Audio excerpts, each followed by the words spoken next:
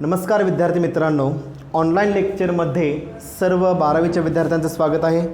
मी Amit sir आपल्या सगळ्यांचं online लेक्चरमध्ये सक्सेस अकॅडमीतर्फे स्वागत करतो आहे. ओके, तर प्रिव्हियस लेक्चरमध्ये आपण जो काही पार्ट बघितलेला होता, टाइप्स ऑफ द मॅट्रायसेस किंवा डेफिनेशन ऑफ द मॅट्रिक्स, त्याच्यानंतर आपण order of the matrix study केलेलं होतं. ओके, त्याच्यानंतर जर पार्ट पाहिला तर representation of a given एम्बाइन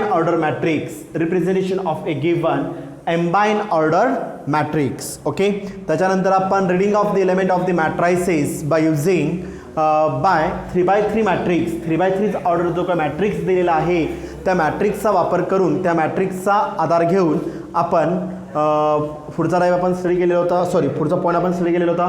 okay, जर एखादा एलिमेंट मला जर प्लॉट करायचा असेल किंवा एखादा एलिमेंट मला जर दाखवायचा असेल तर त्याच्यामध्ये बेसिक रिक्वायरमेंट अप्लाय काय होणार आहे आपल्याला.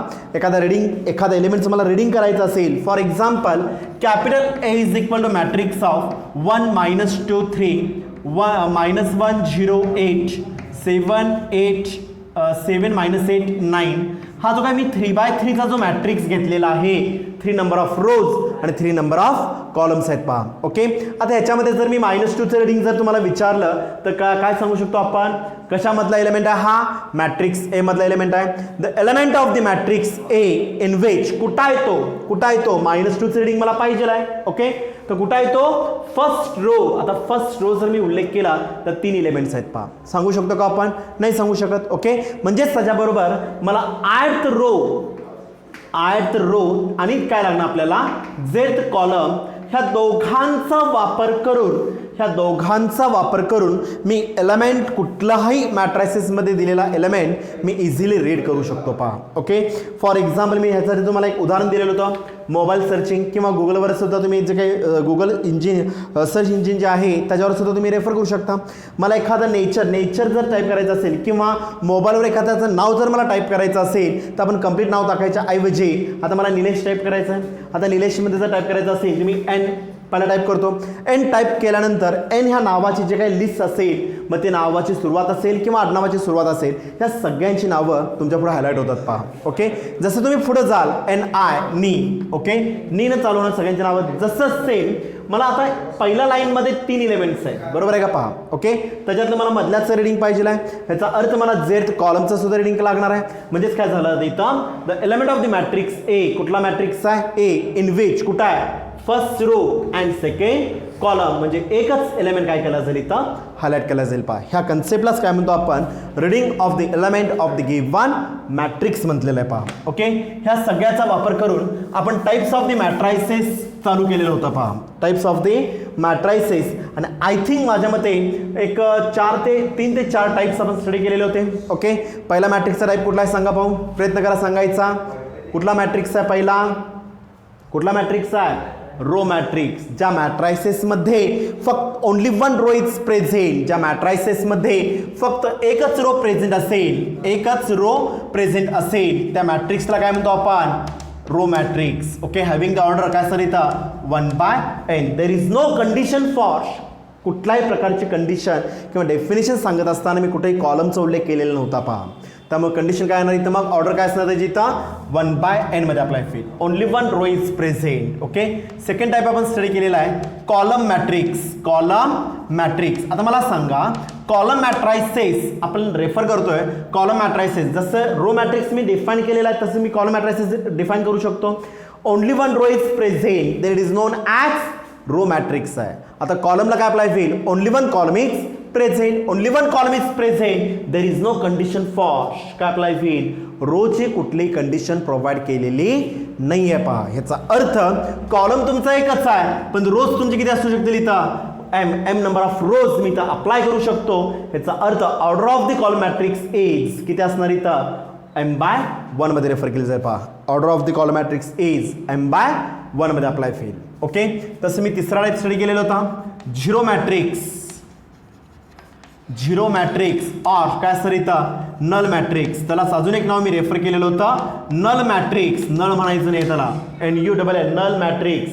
आवाज जर कमी करा, नल मॅट्रिक्स. ओके, आता मला सांगा झिरो ऑर नल मॅट्रिक्स याचा अर्थ काय अप्लाय होईल, ज्या मॅट्रिक्समध्ये 0 नंबर ऑफ रोज आणि 0 नंबर ऑफ कॉलम्स म्हणू शकतो का आपण, डिफाईन करता येत नाही आहे, कारण डिटर्मिनंट असू दे किंवा मॅट्रायसेस असू दे, मॅट्रायसेस असू दे, कंपल्सरी रोज आणि कॉलम्स हे कंपल्सरी तुमच्या इथं प्रेझेंट असणारच आहे. त्यामुळे असं म्हणू शकत नाही आपण there is no row and there is no column किंवा 0 नंबर ऑफ रोज आणि 0 नंबर ऑफ कॉलम्स अप्लाय करता येत नाही. तर डेफिनेशन काय असणार आहे, इच अँड एव्हरी एलिमेंट ज्या मॅट्रायसेसमध्ये इच अँड एव्हरी एलिमेंट जर 0 असेल, ज्या मॅट्रायसेसमध्ये इच अँड एव्हरी एलिमेंट 0 असेल त्या मॅट्रिक्सला काय म्हणतो आपण, नल मॅट्रिक्स और 0 matrix. A matrix in which each and every element जर 0 असेल, प्रत्येक एलिमेंट मला 0 पाहिजे आहे पहा, तर त्या मॅट्रिक्सला काय म्हणतो आपण, नल मॅट्रिक्स और 0 मॅट्रिक्स. समजलं व्यवस्थित? ओके. आता प्रत्येक एलिमेंट हा 0 आहे, प्रत्येक एलिमेंट हा 0 आहे. ह्याचा अर्थ काय आपल्याला लक्षात घ्या, इथं प्रत्येक एलिमेंट जर 0 असेल तर त्याची व्हॅल्यू किती असणार आहे, नल मॅट्रिक्सची व्हॅल्यू किती अप्लाय होईल, प्रत्येक एलिमेंट 0 आहे तर मग व्हॅल्यू डेफिनेटली किती असणार, एक्झॅक्टली इक्वल टू 0 अप्लाय होईल पहा. ओके. अजून एक मी इथं स्टेटमेंट रेफर करते पहा, एक लक्षात घ्या विद्यार्थी मित्रांनो, इथं matrices are not expandable, matrices expand करता येत नाही, त्यामुळे त्याची व्हॅल्यू मला इझिली रिकॅल्क्युलेट करता येत नाही. कळलं का पहा. ओके. ह्याचा अर्थ काय अप्लाय होईल, ह्याचा अर्थ अप्लाय होईल जर मॅट्रायसेसची व्हॅल्यू जर मला काढायची असेल, first we have to convert, तो तुम्हाला कन्वर्ट करून घ्यावा लागेल. कशामध्ये कन्वर्ट करणार, मॅट्रायसेस कन्वर्ट टू काय अप्लाय होईल, determinant, matrices convert to determinant. हा जो काय मॅट्रिक्स दिलेला असेल त्याचं कन्वर्जन मी कशामध्ये करणार, इथं डिटर्मिनंटमध्ये अप्लाय करायचं आहे आणि मगच त्याची मी इथे व्हॅल्यू इझिली रिकॅल्क्युलेट करू शकतो पहा. ओके. याचा अर्थ काय झाला आता इथं, इच अँड एव्हरी एलिमेंट जर 0 असेल तर त्या मॅट्रिक्सला काय म्हणतो आपण, रो मॅट्रिक्स, सॉरी काय म्हणतो त्याला आपण, 0 मॅट्रिक्स और नल मॅट्रिक्स आपल्याला पहा, 0 मॅट्रिक्स और नल मॅट्रिक्स. अजून एक ह्याच्यामध्ये एक पॉईंट महत्त्वाचा होता, जो तो म्हणजे कुठला पॉईंट असणार इथं, तुम्हाला आता एक्झाम्पलमध्ये 0 मॅट्रिक्स और नल मॅट्रिक्स हा दिलेला नसणार आहे पहा. तुम्हाला एक समीकरण दिलं असेल एक्झॅक्टली इक्वल 0 आणि त्याच्यात तुम्हाला व्हॅल्यूज किती कॅल्क्युलेट करायची असतील तर ह्याची जी का ऑर्डर अप्लाय होईल ती ऑर्डर कुठला घ्यायचा आपल्याला, 0 मॅट्रिक्स हा कुठला घ्यायचा, किती एलिमेंट्स घ्यायचे आहेत हे कोण डिपेंड्स करणार, हे कोण ठरविणार आहे, तर तुम्ही किंवा मी किंवा आजूबाजूचा कोणताही व्यक्ती ठरवू शकत नाही. तर एक्झाम्पलमधला जो मॅट्रायसेस दिलेला असेल, एक्झाम्पलमध्ये जो मॅट्रिक्स दिलेला असेल तुम्हाला, ए दिला असेल, बी दिला असेल, सी दिला असेल, कुठलाही वॉट एव्हर मे बी, कुठला जो मॅट्रायसेस दिलेला असेल त्या मॅट्रायसेसच्या ऑर्डरवर आधारित कशाची ऑर्डर असणार इथं, 0 मॅट्रिक्स और नल मॅट्रिक्सची ऑर्डर अप्लाय होणार आहे पहा. ओके. सपोज जर ए ची ऑर्डर एक्झाम्पलमध्ये तुम्हाला ए दिलेला आहे, ओके, 3/3 असेल तर 0 मॅट्रिक्स इट इज ऑल्सो ए, इथे अप्लाय होईल 3/3 अप्लाय होईल. दिलेला मॅट्रिक्सची ऑर्डर जर 2/3 असेल तर गिवन मॅट्रिक्स जर 2/3 असेल तर कंपल्सरी 0 मॅट्रिक्स और नल मॅट्रिक्स हा किती बाय कितीचा घ्यावा लागेल, 2/3चाच घ्यावा लागेल. तिथे दुसरं कुठलाही मॅट्रिक्स रेफर करून चालत नाही. समजलं व्यवस्थित? ओके. तसंच आपण त्याच्यावरून चौथी डेफिनेशन स्टडी केली होती इथं, रेक्टँग्युलर मॅट्रिक्स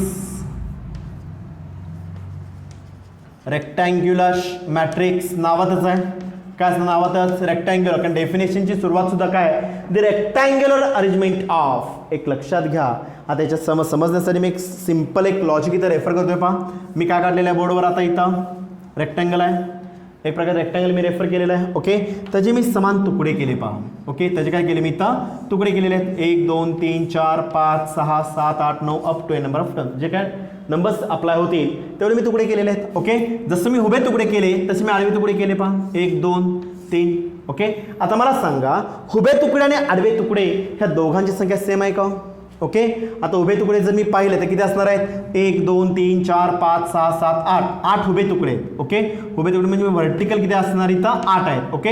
आणि हॉरिझॉन्टल किती आहेत, 1 2 3 4, हॉरिझॉन्टल किती आहेत इथं 4 आहेत पहा. ह्याचा अर्थ मला सांगा, आडवे तुकडे आणि उभे तुकडे हे एकसारखे आहेत का? नाही आहेत. डेफिनेटली काय असणार, संख्या वेगवेगळी आहे. ह्याचाच अर्थ काय अप्लाय होईल, जे आडवे तुकडे असतील त्याला काय म्हणतो आपण, रोज म्हणणार आहे पहा. जे आडवे तुकडे असतील त्याला काय म्हणतो आपण, रोज म्हणणार आहे. ओके. आडवे जे तुकडे असतील त्याला काय म्हणतो आपण, रोज. आणि जे व्हर्टिकल तुकडे असतील मी त्याला काय रेफर केलं इथं, कॉलम्स रेफर केलं पहा. याचा अर्थ मला सांगा, नंबर ऑफ रोज आणि नंबर ऑफ कॉलम्स दिलेल्या मॅट्रिक्समध्ये किंवा दिलेल्या कंटेंटमध्ये सेम आहेत का?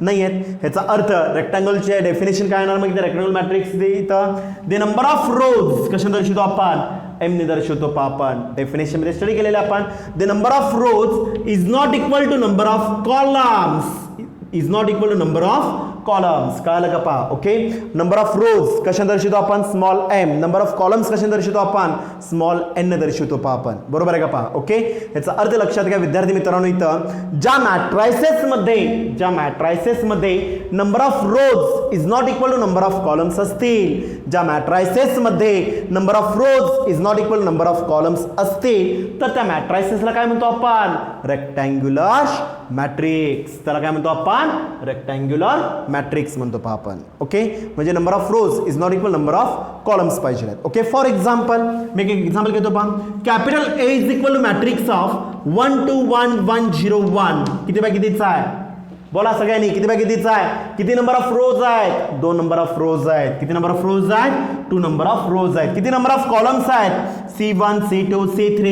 किती नंबर ऑफ कॉलम्स आहेत 3 नंबर ऑफ कॉलम्स आहेत पहा ओके याचा ऑर्डर किती झाली तर 2/3 आता मला सांगा जे बोर्डवर मी एक्झाम्पल घेतलेलं आहे capital A is equal to हे जे काय मॅट्रिक्स ए आहे त्याच्यामध्ये नंबर ऑफ रोज किती आहेत 2 नंबर ऑफ कॉलम्स किती आहेत 3 आहेत बरोबर आहे ओके ही संख्या इक्वल आहे का हो नाही आहे त्यामुळे मॅट्रिक्स ए ला काय म्हणू शकतो आपण रेक्टँग्युलर मॅट्रिक्स ए ला काय म्हणू शकतो आपण rectangular matrix okay second example घेतो पहा मी इथं B is equal to matrix of 1 2 1 किती बाय कितीचा आहे 1/3 चा आपल्याला पहा 1/3 चा म्हणजेच काय आपल्याला कन्क्लुजन काय निघेल तसंच अजून एक उदाहरण घेतो पहा इथं मी तिसरं उदाहरण घेतलेलं आहे capital D is equal to matrix of 1 0 1 1 0 1 किती बाय कितीचा आहे 3/1 चा आपल्याला पहा म्हणजे चारही एक्झाम्पल्स मध्ये किंवा या 3 एक्झाम्पल्स मध्ये नंबर ऑफ रोज आणि नंबर ऑफ कॉलम्स हे इक्वल नाही आहेत पहा त्यामुळे त्याला काय म्हणतो आपण रेक्टँग्युलर मॅट्रिक्स ओके आता मला सांगा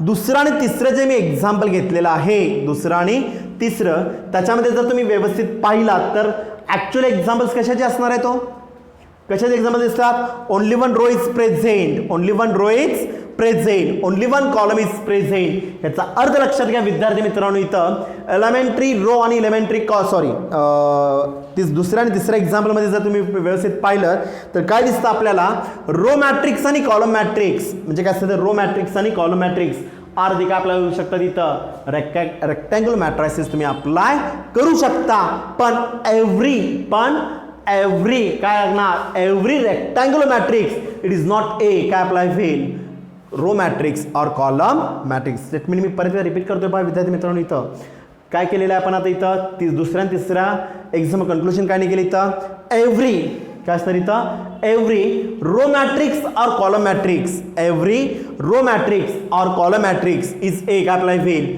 इज ए एक्झाम्पल फॉर काय अप्लाय होऊ शकतं इथं rectangular matrix every row and column matrix is also a काय अप्लाय होऊ शकतं इथं rectangular matrix but every rectangular matrix it is not a काय अप्लाय होईल row as well as column matrices तुम्ही रेफर करू शकत नाही का करू शकत नाही आहे तर इथं जर पाहिलं तर रो मध्ये फक्त ओनली वन रो प्रेझेंट पाहिजे पहिल्या एक्झाम्पल मध्ये 2 रोज आहेत कळलं का पहा त्यामुळे every rectangular matrix it is not a काय अप्लाय होईल इथं इट इज नॉट ए काय असतं इथं रो मॅट्रिक्स और कॉलम मॅट्रिक्स मध्ये तुम्ही रेफर करू शकत नाही समजलं व्यवस्थित ओके त्याचबरोबर मी 5वा एक टाईप स्टडी केलेला होता पहा 5th टाईप आहे 5वा टाईप काय होता पहा स्क्वेअर मॅट्रिक्स डेफिनेशन झालेली होती फक्त डेफिनेशन मी एक्सप्लेन केलेली होती पहा स्क्वेअर मॅट्रिक्स ओके आता स्क्वेअर आहे स्क्वेअरचा आता all the sides are equal बरोबर पहा रेक्टँग्युलर का असं adjacent sides are mutually perpendicular to each other and opposite sides are parallel to each other होतं बरोबर आहे आता स्क्वेअर आहे सगळ्या साइड्स इक्वल आहेत जरी मी तुकडे करायचे ठरवलं तरी सुद्धा तुकडे कसे असणार आहेत उभे आणि आडवे तुकडे सेमच येणार आहेत याचा अर्थ काय अप्लाय होईल number of rows is equal to number of columns number of rows is equal number of columns number of rows is equal number of columns जर दिलेले असतील तर त्या मॅट्रायसेसला काय म्हणतो आपण स्क्वेअर मॅट्रिक्स ज्या मॅट्रायसेसमध्ये number of rows is equal to number of columns number of rows is equal number of columns असतील तर त्या मॅट्रिक्सला काय म्हणतो आपण स्क्वेअर मॅट्रिक्स म्हणणार आहे पहा ओके फॉर एक्झाम्पल उदाहरण घेऊ शकतो पहा मी इथं capital A is equal matrix of 1 it is also a square matrix or not बोला आहे का नाही आहे किती नंबर ऑफ रोज आहेत 1 number of row 1 number of column ह्याचा अर्थ मॅट्रिक्स ए इज ए काय अप्लाय होईल स्क्वेअर मॅट्रिक्स होऊ शकतो. Okay, second example B is equal matrix of 1 0 0 1. It is also a square matrix or not. बोला number of rows किती आहेत? 2 number of रोज आणि 2 नंबर ऑफ कॉलम्स. ह्याचा अर्थ काय अप्लाय होईल? M is equal to N पाहिजे पहा. तर त्या मॅट्रिक्सला काय म्हणतो आपण? Square matrix. A matrix in which the number of rows is equal to number of columns, then it is known as काय म्हणतो त्याला आपण? स्क्वेअर मॅट्रिक्स म्हणतो आपण. त्याला काय म्हणतो आपण? स्क्वेअर मॅट्रिक्स म्हणणार आहे पहा. ओके, अजून एखादं एक्झाम्पल घेतो. Third example C is equal matrix of 1 0 2 3 1 1 1 0 0 1. किती बाय कितीचा आहे? किती नंबर ऑफ रोज आहे? 3 नंबर ऑफ रोज. किती नंबर ऑफ कॉलम्स आहे? 3 नंबर ऑफ कॉलम्स. म्हणजे मॅट्रिक्सची जो दिलेला आहे हा किती बाय कितीचा आहे? 3 बाय 3चा आहे. तर त्या मॅट्रिक्सला काय म्हणतो आपण? स्क्वेअर मॅट्रिक्स म्हणतो पहा आपण. समजलं व्यवस्थित? कळलं का पहा? ओके, आता ह्या सगळ्याचा वापर करून ह्याच्यामध्ये एक नोट किंवा ह्याच्यामध्ये एक मी पॉईंट रेफर करणार आहे पहा. ओके, आता एक मॅट्रिक्स मी बोर्डवर रेफर करणार आहे. Representation of a given matrix by order 3 by 3. Representation of a given matrix by order 3 by 3 is a is equal matrix मी रेफर केलेला आहे पहा. A11 A12 A12 okay, A13 तसंच A23 सॉरी काय येणार पहा? A11 A12 A13 A दुसरं काय घेतलेलं आपण? A21 okay. सिमिलरली काय अप्लाय होईल? A22 A22 आणि तिसरा एलिमेंट कुठला होता? A23 okay. थर्ड एलिमेंट कुठला आहे? थर्ड लाईनला बोला A31 A32 आणि शेवटचा एलिमेंट A ऑफ काय असणार? व्हॅल्यू 33. ओके, किती बाय कितीचा आहे? आता कलर का वापरला ते सुद्धा मी इथे मेन्शन करणार आहे पहा. ओके, आता हा किती बाय कितीचा मॅट्रिक्स आहे? 3 बाय 3चा आहे. बरोबर आहे का पहा? 3 बाय 3चा आहे. ह्याचं कंडिशन काय झाली? M is equal to N आहे. M is equal to N आहे पहा. ओके, ह्याचा आता नंबर ऑफ रोज आणि नंबर ऑफ कॉलम्स किती आहेत? सेम आहेत. त्यामुळे हा मॅट्रिक्स कुठला झाला? Square matrix. आता त्याच्यामध्ये तुम्हाला 4 गोष्टी स्टडी करायच्या आहेत. ओके, आता मला सांगा, हा मी स्क्वेअर घेतलेला आहे. हा मी काय घेतला? तिथं स्क्वेअर घेतला पहा. ओके, त्याला नाव देतोय पहा. दिसतो का सगळ्यांना? A B C आणि D. ओके, हा एक मी स्क्वेअर अरेंज केलेला आहे. आता ह्या स्क्वेअरमध्ये किती डायगोनल्स असणार आहे तो कलरने मेन्शन करतो पहा मी. पहिला डायगोनल कुठला आहे? AC. दुसरा डायगोनल कुठला आहे ना? BD. दुसरा डायगोनल कुठला असणार इथं? BD आपल्याला. सेम इथं सुद्धा मला 2 डायगोनल्स मला इथं रेफर करायचे आहेत पहा. ओके, मी कलरने मेन्शन करतोय पहा. पहिला डायगोनल घेतलेला आहे पहा. हा फर्स्ट डायगोनल आहे. ओके, तसंच अजून एक डायगोनल इथं रेफर केलेला आहे त्यांनी. कुठला डायगोनल आहे? अजून एक डायगोनल होऊ शकतो पहा. कुठला डायगोनल? हा एक होऊ शकतो पहा. ओके, 2 डायगोनल्स आहे. परंतु आता इथं मॅट्रायसिस आहे. इथं काय घेतलेलं आपण? मॅट्रिक्स घेतलेला आहे. ओके, जर मी एलिमेंट जर पाहिले तर इथं capital A is equal to काय घेतलं आपण? 3 बाय 3चा मॅट्रिक्स आहे. A ऑफ IJ किती बाय किती घेतला आहे? 3 बाय 3. आयला काय म्हणतो आपण? Ith row. जेला काय म्हणतो आपण? Z column. ओके, इथलं जे काय रीडिंग आपण रेफर केलं होतं आयथ रो आणि झेड कॉलम, ह्याच्यावरून मला 4 नवीन गोष्टी स्टडी करायच्या आहेत.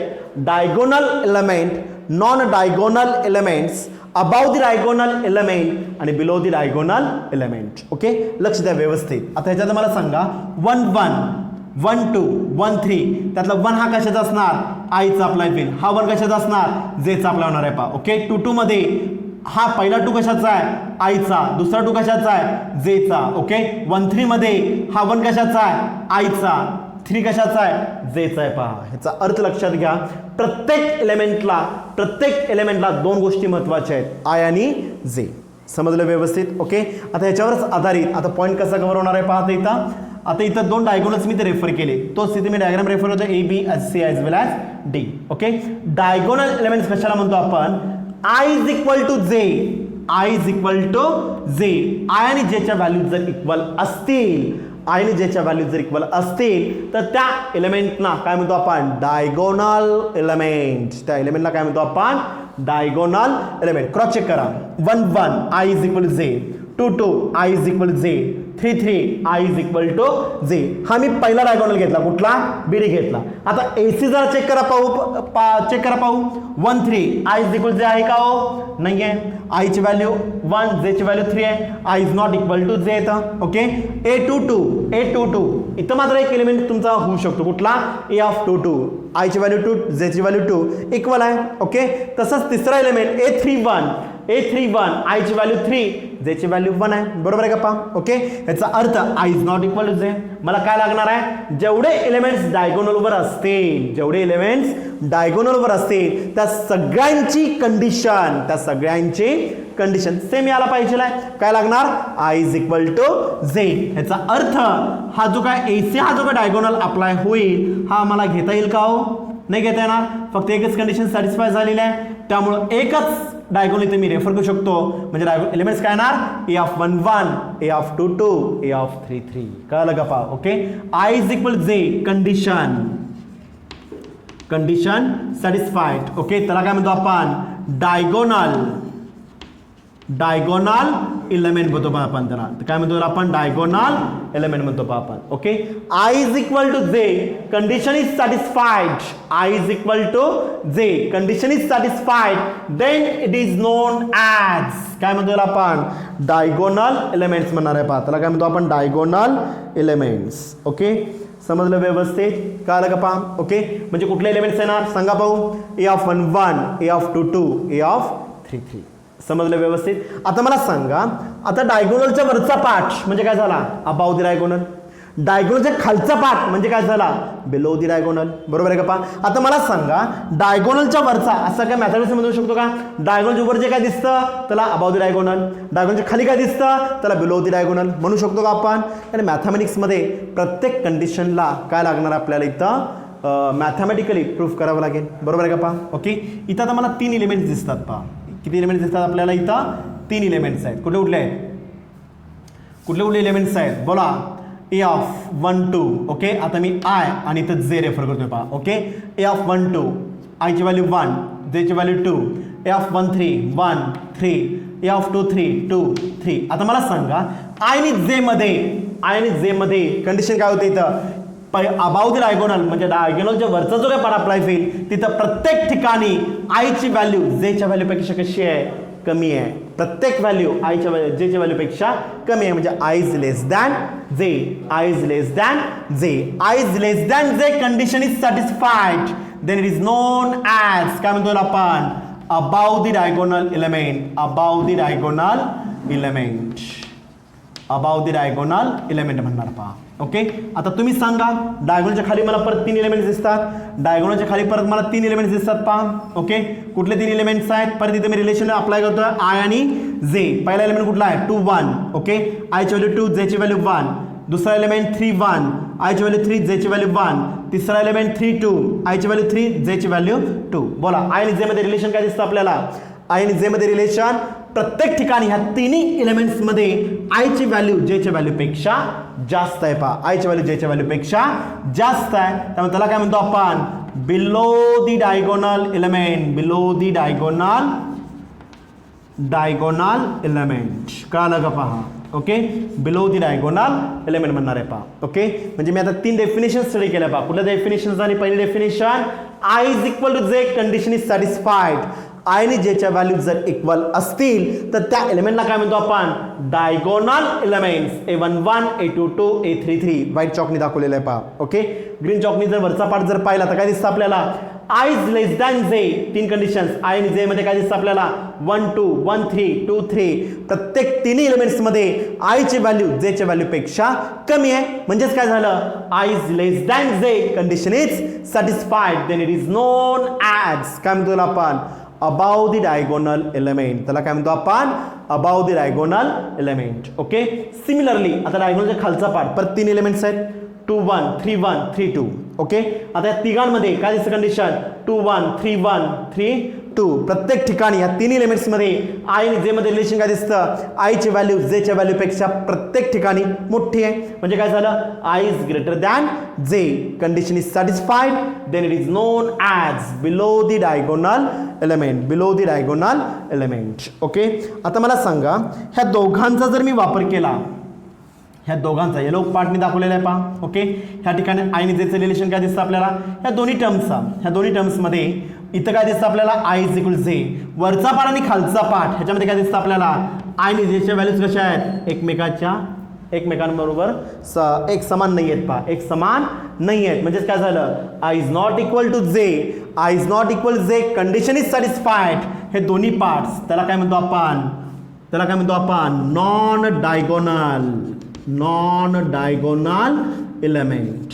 त्याला काय म्हणतो आपण नॉन डायगोनल एलिमेंट म्हणतो आपण. म्हणजे कुठे कुठले चार डेफिनेशन्स, एक डायगोनल एलिमेंट, दुसरं अबाव द डायगोनल, तिसरं बिलो द डायगोनल आणि चौथं नॉन डायगोनल एलिमेंट्स. कंडिशन्स काय ना, आय इज इक्वल जे diagonal elements, I is not equal to j non-diagonal elements, I is less than j below the above the diagonal, I is greater than j below the diagonal elements. ह्या फक्त conditions तुम्हाला इथे लक्षात ठेवावे लागतील. का तर ह्याच्या पुढचे जे काही सगळे टाईप्स अप्लाय करायचे आहेत आपल्याला, पुढचे जे काही टाईप्स अप्लाय होणार आहेत हे सगळे, कारण की आत्तापर्यंत ज्या काही डेफिनेशन्स आपण स्टडी केल्या त्याची सुरुवात काय केलेली आपण, ए मॅट्रिक्स इन विच, आणि इथून पुढच्या ज्या काही सगळ्या टाईप्स अप्लाय होणार आहेत हे सगळे टाईप्स कशाचे असणार आहेत, इथं स्क्वेअर मॅट्रिक्सचे असणार आहेत. पहा म्हणजे पहिली कंडिशन तुमची फिक्स झाली. कुठली condition, m is equal to n. कळलं का? पहा म्हणजे डेफिनेशन सुरुवात काय आहे, a square matrix in which, condition काय झाली तर मग m is equal to n. त्यामुळे पुढच्या डेफिनेशन्स किंवा पुढचे सगळे टाईप्स हे कशाचे असणार, इथं स्क्वेअर मॅट्रिक्सचे टाईप्स अप्लाय होतील. समजले विद्यार्थी मित्रांनो? ओके. त्यामुळं रफ नोटबुक जवळ ठेवून किंवा फेअर नोटबुक जर घातला असाल तर जो पार्ट आपण घेतोय तो पार्ट फेअर नोटबुकमध्ये लिहायला चालू केला तरी सुद्धा काही हरकत नाही. ओके. लेक्चर स्टॉप करून जो पार्ट असेल, आणि दुसरी गोष्ट ह्याचे जे काही नोट्स असणार आहेत ह्या ऑलरेडी मी ग्रुपवर टाकणार आहे. प्रिंटेड नोट्स हाताने लिहिलेले नोट्स असणार आहेत. त्या नोट्स झेरॉक्स काढण्यापेक्षा मोबाईल एनलार्ज करून तो सगळा पार्ट तुमच्या fair notebook 200 page separate notebook घाला. प्रत्येक टॉपिकला मी सेपरेट नोटबुक घालायला सांगितलेली आहे. पेअर ऑफ स्ट्रेट लाईन जरी झालेला असेल तर त्याच वहीमध्ये मॅट्रायसेस चालू करू नका, आणि ऑफलाईन लेक्चर स्टार्ट झाल्यानंतर त्याच्यावरचे काही एक्स्ट्रा एक्झाम्पल जे असतील ते मी परत इथं कव्हर करून घेणार आहे. त्यामुळं प्रत्येक टॉपिकला ही सेपरेट नोटबुक असलेच पाहिजे. ओके. कट साईज वह्या वापरू नका, कारण मॅट्रायसेस राईट साईड पूर्ण तुम्हाला कॅल्क्युलेशनसाठी लागणार आहे. एक्झाम्पलला ज्यावेळेस सुरुवात होईल त्यावेळेस तुम्हाला जी तुमची एफर्साईची वही आहे ती सुद्धा लेंथला किंवा विथला तुम्हाला कमी पडणार आहे. पहा त्यामुळे लिहित असताना किंवा एफर्साईचे नोटबुक घालायचे आहेत, आणि कंपल्सरी ज्या ग्रुपवर मी तुम्हाला ह्याच्या नोट्स टाकणार आहे त्या लिहून काढायच्या आहेत. कळलं का? पहा. ओके. लेक्चर स्टॉप करून जो पार्ट समजत नसेल तो तुम्ही रिकॅप करून वारंवार पाच चला. त्यातनं काय डाऊट आला तर तुम्ही पर्सनली परत तुम्ही विचारू शकता. ओके. धन्यवाद.